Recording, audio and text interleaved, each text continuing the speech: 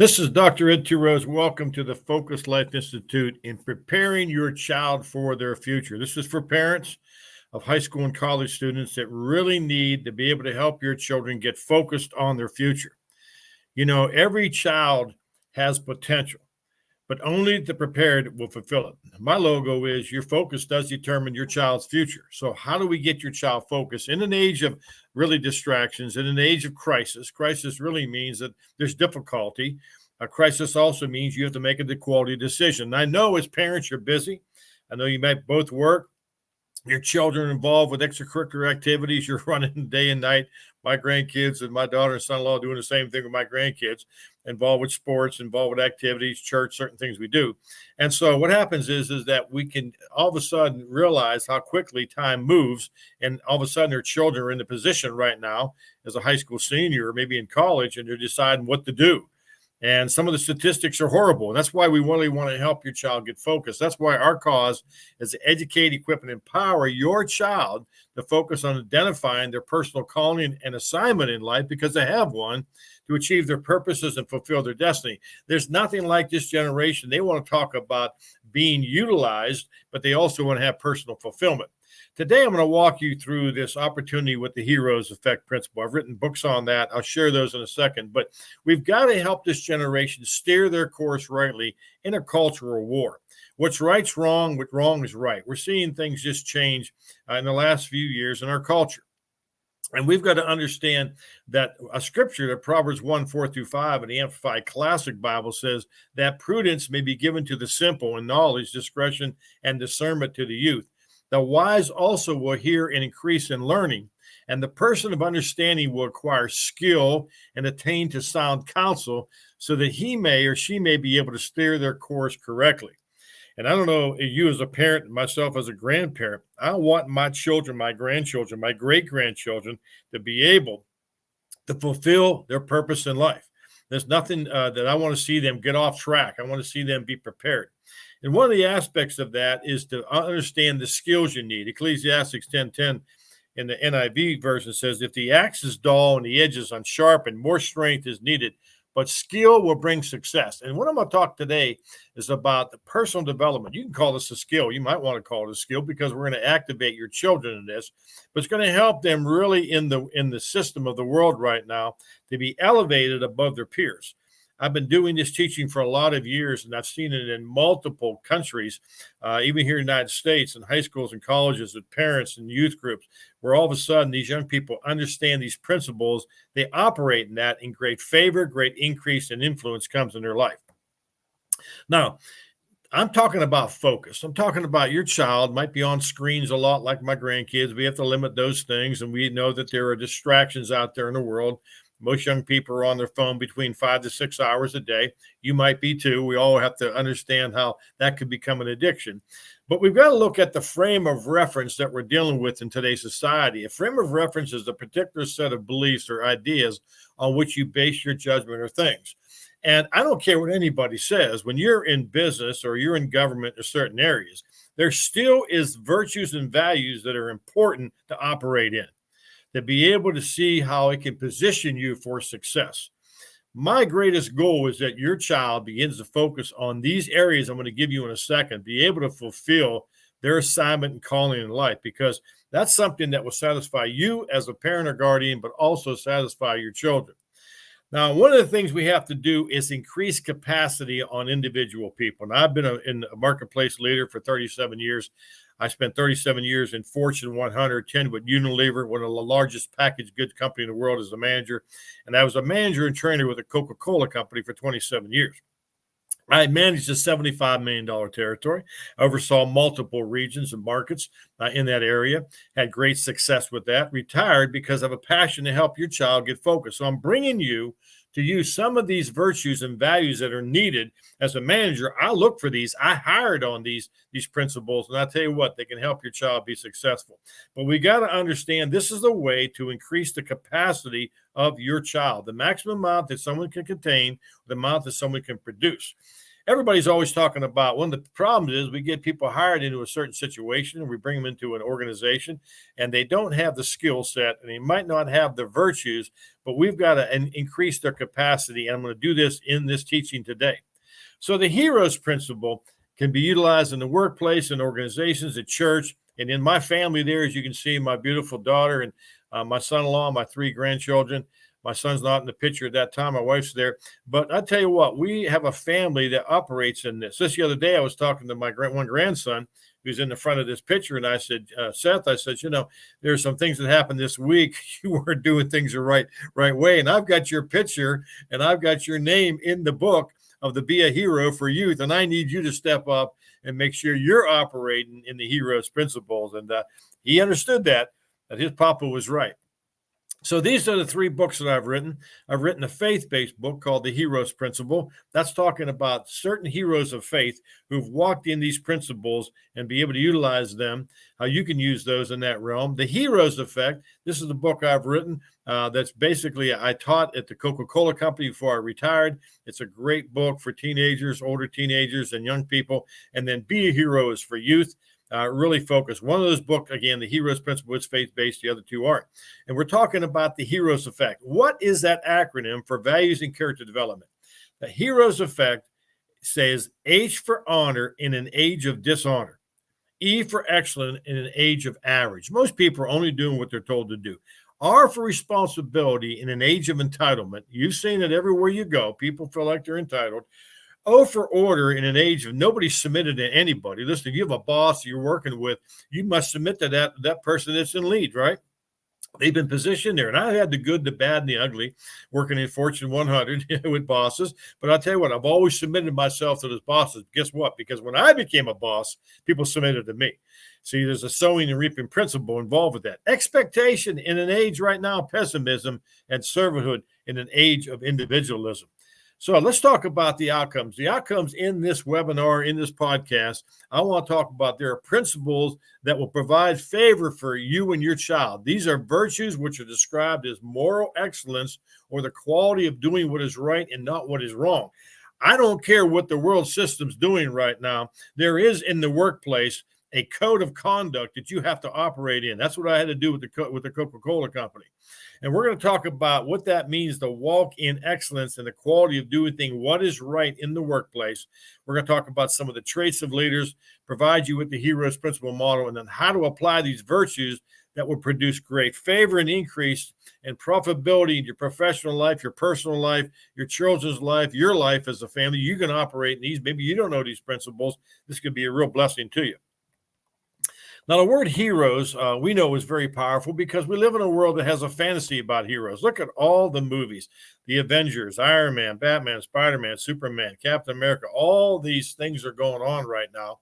They're one of the top movies that have grossed. And I tell you what, there's high profits in that. And people just get lost in these movies. And I tell you what, when you watch these movies, this is something that gets you kind of to where you want to be a hero too.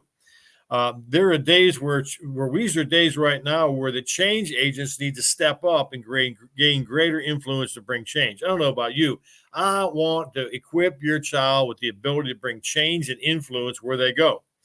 Now, the cultural spheres, there's 7 of those that we like to look at, and some of our materials that we have available for you on our courses have this profile in there.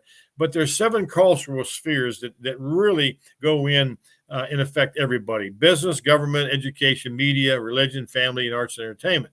Somewhere you're being positioned in one of these cultural spheres, and you operate those in your communities, in the workplace. So how can you be able to be utilized to bring influence in these areas? Now, heroes is described as an illustrious warrior, a person admired for their great achievements and noble qualities, or one who shows great courage.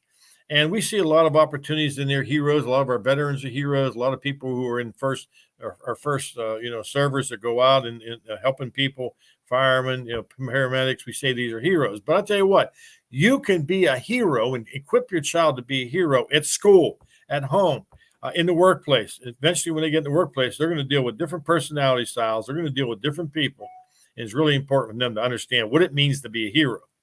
Now, the hero's principle right now, if you look at even from a spiritual perspective, because these are really a spiritual type of virtues, right? Honor and versus excellence and responsibility, order, expectation, servanthood. We know in the natural aspect is that honor is really your character and your integrity. Excellence is going beyond your average. Responsibility is, again, we talked about entitlement, not having an entitlement attitude. Order is compliance to authority. Expectation is having an anticipation, expectancy, have a positive attitude when you go into work, you go into school. And servanthood, how to serve another person's vision before you get your vision. But you got to serve your way up within an organization. That's what I do with the Coca-Cola Company. My boss used to let me do certain specific things to help people and come alongside of people when they were struggling with certain things, because she knew at this point that there was an opportunity right now to serve others. You have to serve your way up to have influence. So let's look at honor. Honor right now is the highest degree of respect mingled with awe for the dignity and character of another person. Think about this. We live in an age of dishonor. Everywhere you turn around, you're continually seeing that there's dishonor everywhere. Honor is a good reputation. It's good quality or character. It's judged by other people. A higher moral standard of behavior. We've lost the spirit of honor. I tell you what, used to be people in positions, and again, you might not agree with what they're talking about, or maybe what they agree about for their viewpoint.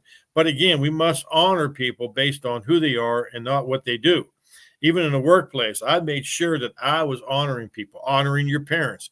I still say yes, sir, no, sir. I still honor those people who are older than me. How about teachers or peers or friends, coworkers? How do we honor these specific people and really keep that at a high level? There are situations where I did some things when I worked for the Coca-Cola Company. I would honor just my boss, because my boss always liked 2 bottles of Dasani water when we had our meetings. And so what he would say was, he said he would be up there working and he didn't have time to get the water. I'd go bring the water to him. And some of the people would look at me and say, what are you doing that for? You know, I'm honoring him just by giving him some water. I'm honoring him, but if somebody needs something done, and he says, I need a volunteer, I'm the first one who raises my hand. I'm honoring him for who he is, not what he does. But I tell you what, there's certain times right now we have lost the art of honor. We've lost the art of saying yes, sir, no, sir. We've lost the art of opening doors for people. My grandson, man, he likes to open doors for everybody. That's just what he does. You know, he's about 6'1". He's 15 years old. Just the time of this situation we're talking about today, he opens up doors. And when he went to this place at a local college and went to an entrepreneur convention this past summer, he'd open the door up for everybody. And they acknowledged that on the stage. This is a young man who really honors other people and does even simply is open up a door for other people. He was a young man that did that. Now, excellence. Excellence means be first in rank, above average, beyond the norm. It's pouring out and demonstrating the best what you have. Okay, this is not 80%, 90%. This is maybe 120%, right? Now, again, excellence is a choice. You weren't born with it. Excellence is a privilege of a lifetime. You need to wake up every morning and say, I'm going to walk in excellence. You need to go beyond what they tell you to do. See, one of my nephew was working at this local organization here. It was like a gas station, food place, and he was working there before he went to college. And I said to him, you know, what's going on with you? And I says, you know, what are you doing? He said, well, I'm only doing what they tell me to do, Uncle Ed. I said, wait a second. You need to walk in excellence. You need to be one right now that understands you got to get up and you got to say what else needs to be done. If you see something on the floor, you know, I was out speaking out in California at a high school graduation there, and we were talking about helping young people get focused, finding their life's direction, and the skills they needed. And I went into the restroom. The restroom was outside because it was in California, big school, big private school. Everybody was dressed up with, you know, shirts and ties and that. They had a dress code. I walked in the restroom out there and there was paper all over the floor. Now, here I am in my suit on my knees, picking up paper from these young people who I thought would walk in excellence based on the school they were at, based on what they were doing. My grandsons had a basketball tournament here a few months ago. And I went into the restroom there, and there's paper all over the floor. I saw 2 young kids there, probably about 7 or 8 years old. I said, young men, come here. I want to teach you something about excellence. I got my hands and knees. So we picked up all the paper, threw it away. I said, thank you guys for helping me clean up this mess that's in this YMCA that nobody else would pick up. I'll make sure I pick it up. See, excellence goes beyond that. Everything that I do, all the courses I create, all the books I write, I'm going to tell you something. I'm going to walk in the spirit of excellence, and we've lost that spirit. And I'm asking you to start teaching your children to go beyond that extra mile of excellence and do things right now, not just what they have to do or what they're told to do. What can they do to go to the next level of success? How about responsibility? R in the heroes principles. Responsibility means a duty or task that you are required or expected to do because something you do because it is morally right. Being held accountable for your actions. Oh man, we've got entitlement everywhere in society right now. Nobody wants to be held accountable. You got to look in the mirror. You got to take 100% responsibility of where you are today, where you can go tomorrow. You got to choose well. You got to look in the mirror and say, why isn't this happening for me? Maybe you didn't take the responsibility. It's amazing to me when I worked in Fortune 100 and multiple people right now telling me, well, they did that and they did that. I said, wait a second, this is your market. This is what you did. You had the responsibility. You were basically managing this territory. You were managing this customer and you didn't do it right. Don't put the blame on somebody else. You take the responsibility. Be held accountable for your actions. We've got to hold our young people accountable. I can tell you this, most people, the majority of people want to be held accountable. They know there's something about accountability that's very powerful because I tell you what, when you get accountability, this is why I have an accountability partner in my life. I have two men that speak into my life and I tell them my weaknesses, the things I'm dealing with. But I tell you what, I'm going to make sure that I'm being held accountable for what I'm doing in my actions. You got to do that with your children, but you got to make sure you tell them, listen, if they're in school, they're at work, guess what? You're going to be held responsible. And if not, either you're going to be kicked out or you're going to be losing your job because you got to have that personal responsibility. So choose well. The next one is order. Order means to arrange or organize in a logical or regular way, peaceful or well-behaved. A hero will operate within the laws that are set before him or her. You got to order your own life. You got to be very careful. You tell your children why they should not do something.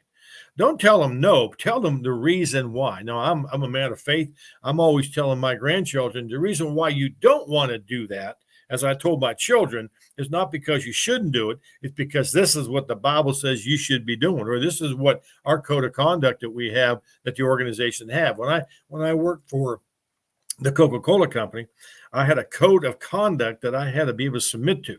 I had to write down in my name and sign that code every year that I was going to operate. And you know something, in my career, 37 years, 27 with Coca-Cola, I had to challenge that to my peers who were not operating in the code of conduct. And I said, you're not operating the code of conduct. Well, yeah. I said, no, you're not. And so we've got to make sure the things you do, one post on internet can be very dangerous to your children. Teach them the principles of being in order. There are people positioned over them. It might be in the church. It might be in an organization. It might be in a business. It might be a teacher in school. These are ones that are in position that if you would just submit yourself to them, when you become a person, maybe a teacher, or you might be a person who basically goes into some type of leadership role, people will submit to you because whatever you sow, you will reap. And so I've always want to make sure that I'm submitted and I'm obeying the code of conduct. How about expectation? Expectation is the belief that something will happen or likely to happen. To anticipate, look forward to the coming or occurrence of something. We live in a world of just get by, average, or just a world of pessimism. Everybody, look at this, look at that.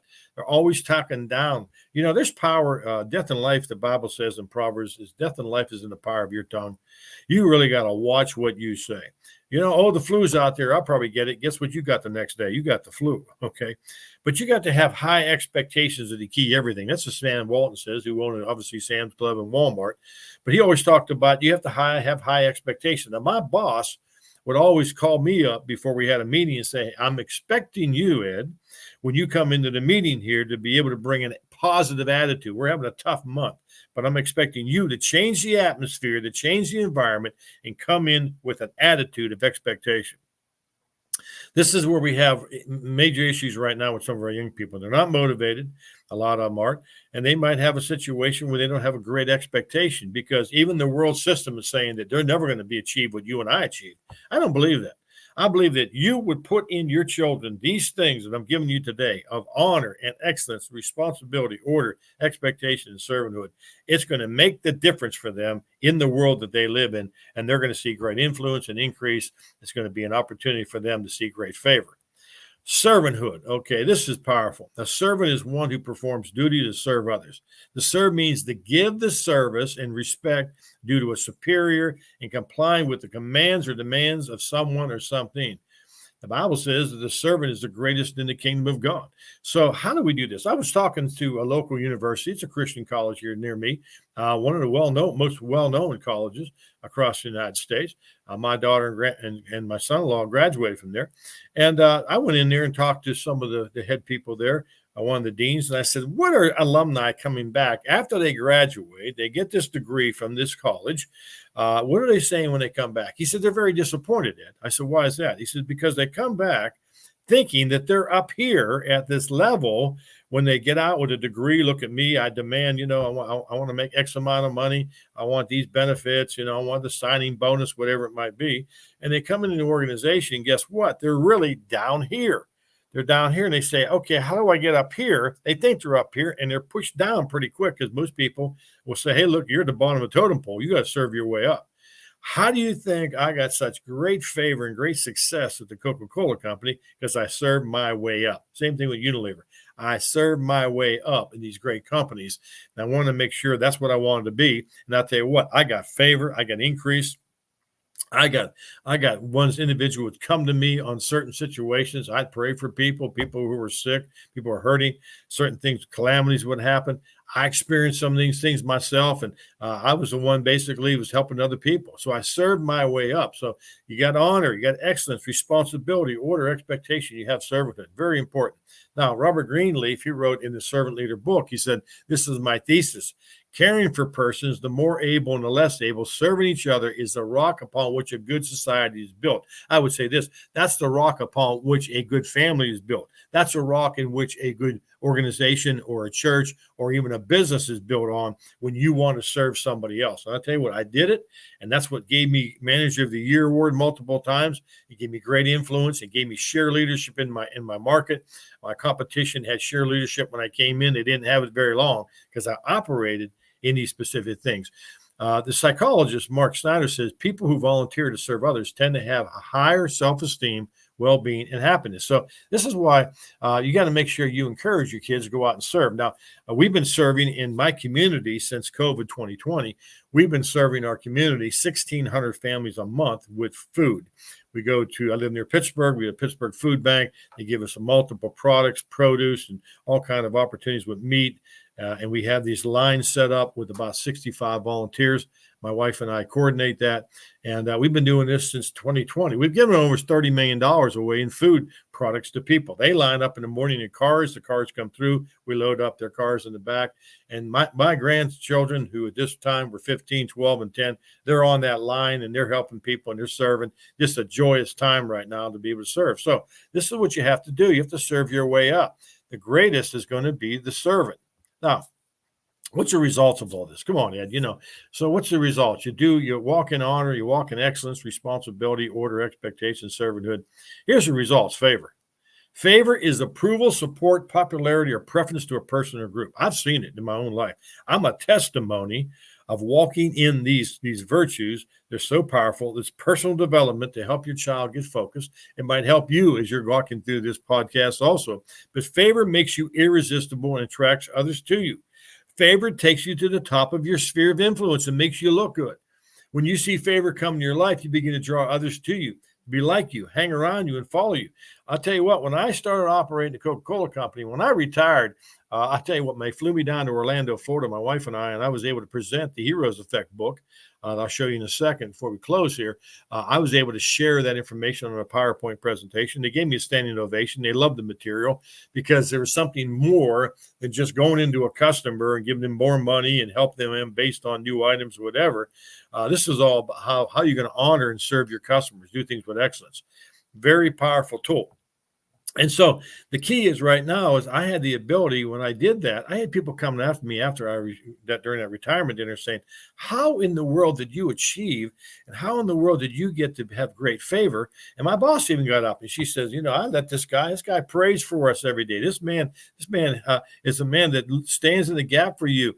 And this woman, she let me pray for people. We had to be careful in his organizations. I understand, but I would go in there and we would pray before we went into a customer. And I saw great results. I had the highest share in the market of multiple brands within the organization. I was known as the greatest executor when new items came out in the United States based on our company. So there's just some things that result. You know why? Because I treated people with honor. I did things with excellence. I took personal responsibility. I did things in order. I had a great expectation, and I served people. See how powerful this tool really is. Favor puts you on the front line, helps you fulfill your destiny. Favor is a powerful force, will bring important people to you. Favor will help people seek you out to invest in your dreams and ask how they can help you become more successful. You don't know the power of favor. You don't just get favor. You got to serve your way up to get favor. And favor is very powerful right now. Favor won't always come immediately. You have to put these principles in motion until it becomes a lifestyle. I've been doing this out in South Africa for a couple of years. I'll tell you what, we're getting parents that are just saying, I've never seen the difference in my child. This is so powerful. And they're operating this. And the teachers are coming back to us and saying, they're doing great in school. They're doing this. And people in organizations I've taught this to, they're coming back and say, man, everybody's giving me great favor because I'm operating in these principles. Now, you're going to be tested in trying these principles like anything. You have to make sure your heart is true when you're doing these things, right?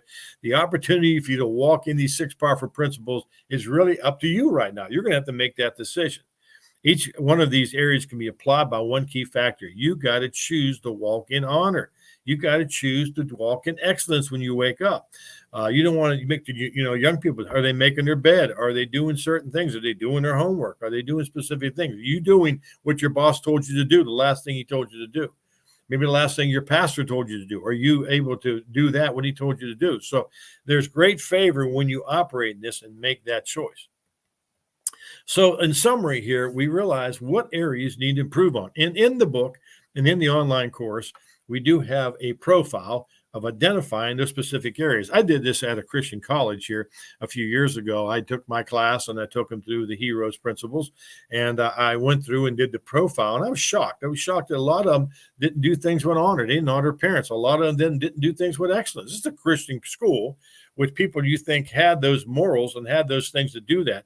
A lot of them just didn't have that servanthood attitude. And I told them how important these are, not only in the home, but when they get into some organization or they're in church, these are important virtues, and we show you which ones you need to improve on. So let me tell you one final story here before I talk about the book. It is available on Amazon there.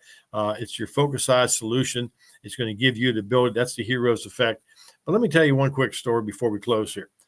I can tell you this, is that there is an opportunity here for you to understand how important this is.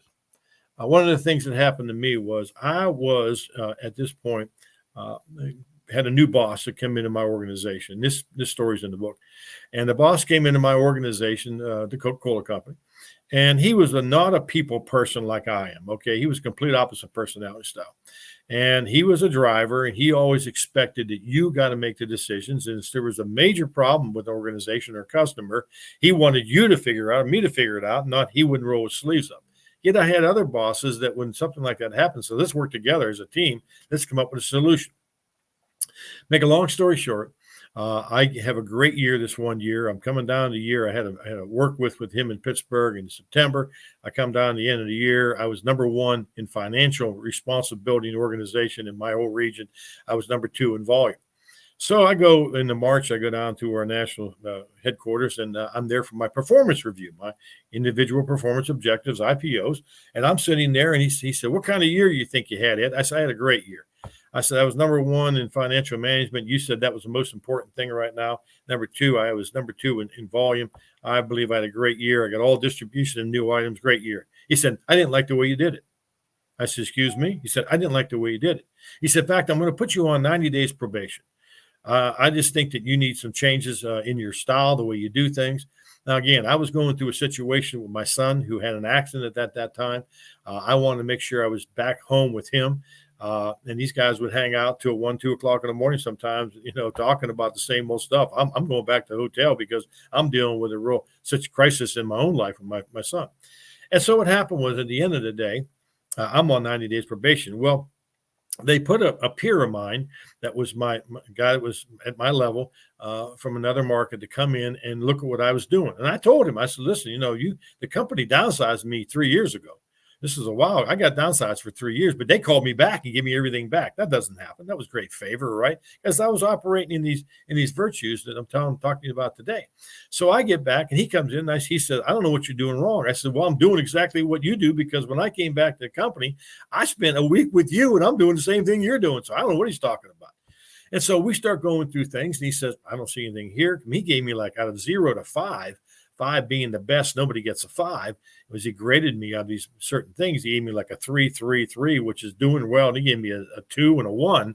And it put me on 90 days probation. And my boss said, he's going to fire you. I said, I don't know why he's going to fire me. If he doesn't like me, is my personality? What is it, right? And you're going to deal with those things, right? But I had to keep my honor. I had to keep my excellence. I had to keep my responsibility. I had to be in order. I had to be in expectation. Something's going to turn out for my good. I had to be in a servanthood. So I went to work for those 90 days, and I worked hard. Every week I had to do a report back what was going on. And the peer who came up to me says, I don't have no clue what he's talking about. There's one thing you need to improve on. It's some post-analysis, but guess what? I see you doing everything tremendous and perfect. I said, well, let's go back and tell him that. So after the 90 days, I go back into New York City. We have a meeting there. I'm there in New York, and guess what? He says to me, hey, sorry about that. Everything's good. You're okay. But in the midst of that, when I was, before this even all came down, and I first heard that I was on 90 days probation, I said to myself, I said, Lord, I was a faith man. I said, Lord, what's going on here? And I said, I'm going to go to the president of the company, because I know him personally. Him and I worked together in the market before he got promoted. He said, no, you don't. He said, I'm going to redeem you. I said, okay, you'll redeem me. I keep your mouth shut. I kept my mouth shut. See, I kept in honor. I honored that man in the midst of what was going on. I did things with excellence. I took responsibility of my actions. Was in order. I was expectation servanthood. That year ends. I'm on 90 days probation. I have another great year. I'm excited about great years. So the following March, I'm in Las Vegas, Nevada for a national sales meeting. Okay. And I'm sitting there and they're ready to announce the National Sales Manager of the Year award. Guess what? Guess who was nominated and guess who received the award as a National Sales Manager of the Year? A person who was on probation for 90 days, you're looking at the National Sales Manager of the Year award. Now, you tell me how God provided that for me. I give him glory for that. My manager, my food broker that I manage, his whole team and multiple teams, he came up to me and said, how did this happen? I said, God just redeemed me. See how powerful these things are? I didn't go back to that boss. I felt the Lord tell me he'll redeem me. And it didn't get redeemed in those 90 days, right? It was a pat on the back and you're okay. But what happened was 6 months later, after that year ended, I'm standing up in Las Vegas, Nevada on the stage with my award and my cash award. And how can anybody be on probation 90 days and all of a sudden become the National Sales Manager of the Year? You know how? Because I operated in honor, I operated in excellence, I operated in responsibility, order, expectation, servanthood, and great favor came my way. I'm encouraging you today to go out to focuslifeinstitute.com. You look at the course on the heroes effect. It's part of multiple courses. We have a bundle out there you can save on finding life's direction, the skills, the top skills employers are demanding right now, the top 10, and also the heroes effect. And all these are personalized based on the personality style, the majority of these courses. But this is the powerful tool to help to get in the hands of you, your children, because I'll tell you what, we've lost these in society. And now this is an opportunity to get them back. I hope you enjoyed this opportunity. Remember, everybody has potential, but only the prepared will fulfill it. And if you can be at the place right now to see how things begin to move, I believe you're going to be able to see how important it is right now for you and your child to be successful in life. Again, you're focused. It does determine your future. Check out all our courses at focuslifeinstitute.com. And remember, this is an opportunity right now for you to be able to utilize these virtues and become a positive change agent in society and see great influence and favor and increase coming in the life of you and your children and your family. Until next time, this is Dr. Ed Turos. Have a great day.